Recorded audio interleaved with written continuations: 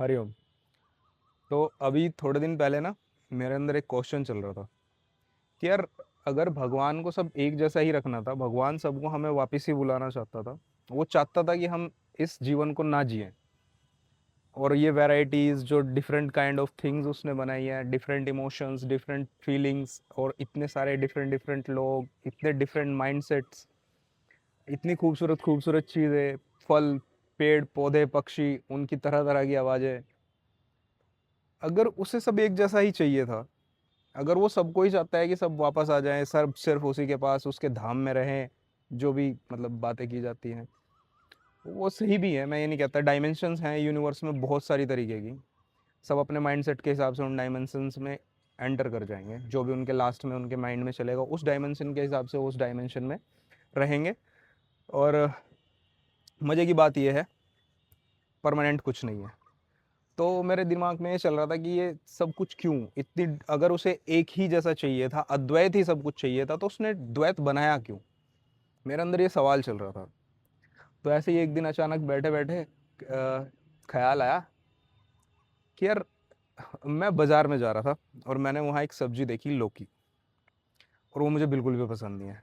मतलब खाता हूँ, पर इतनी ज़्यादा पसंद नहीं है। तो मेरे दिमाग में ख्याल आया उसे देख के कि सपोज करो कि वो इतनी तरह की सब्जियां या इतने डिफरेंट टेस्ट ना बना के सिर्फ एक सब्जी बनाता, लौकी। उसी को खाओ 12 महीने, उसी को जियो, उसी का बनाओ जो मर्जी।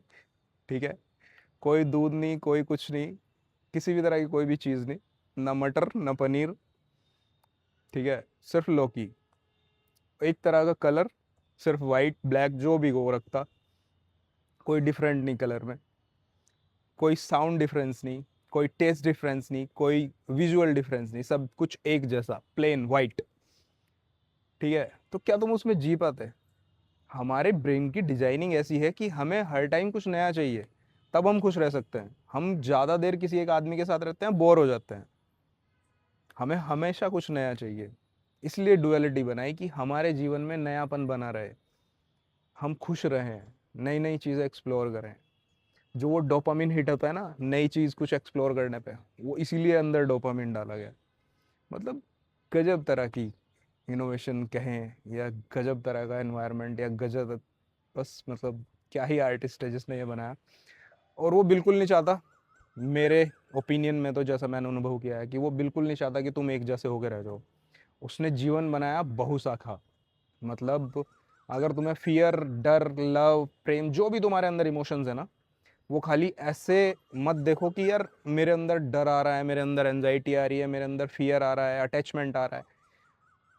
उन्हें बस ऐसे देखो कि वो तुम एक पेड़ हो और वो तुम्हारी ब्रांचेस हैं। और पेड़ की सभी एक तरफ उसकी ब्रांचेस निगेटिव हैं, एक तरफ पॉजिटिव हैं।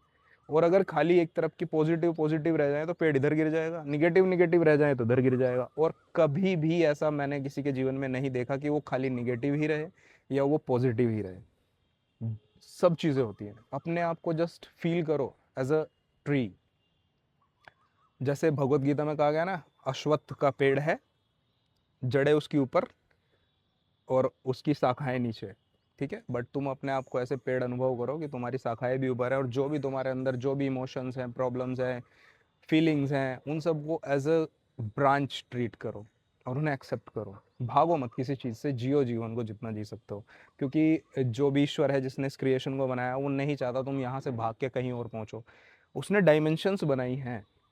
ठीक है, जैसे तुम डायमेंशंस चाहोगे, जैसा तुम अपने पूरी लाइफ टाइम अपने आप को रखोगे, ट्रेन करोगे, उस तरह के डायमेंशन में तुम एंटर कर जाओगे। जैसे इंटरस्टेलर मूवी में है ना, कि एक डायमेंशन है जहाँ टाइम, यहाँ के टाइम में और वहाँ के टाइम में थोड़ा फर्क है। बट प्रॉब्लम ये है कि वहाँ टाइम वैसे ही फील होगा जैसे यहाँ फील हो रहा है। जैसे एक मच्छर की लाइफ है, उसका टाइम, उसका लाइफ स्पैन बहुत कम है हमारे कंपैरिजन में।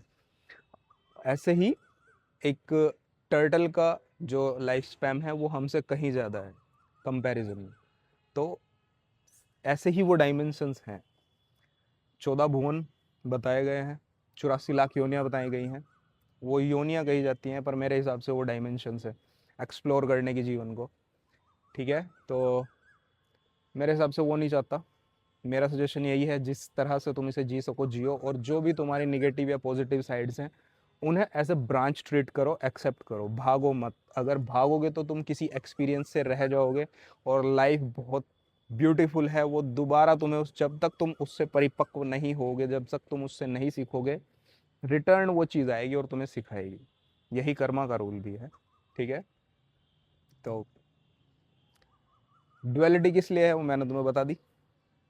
डुअलिटी है ताकि तुम एंजॉय कर सको, और सब कुछ नया होने में ही मजा है। एक जैसी चीज़ों में कभी तुम खुश नहीं रह पाओगे, रहोगे अपना मन मार के।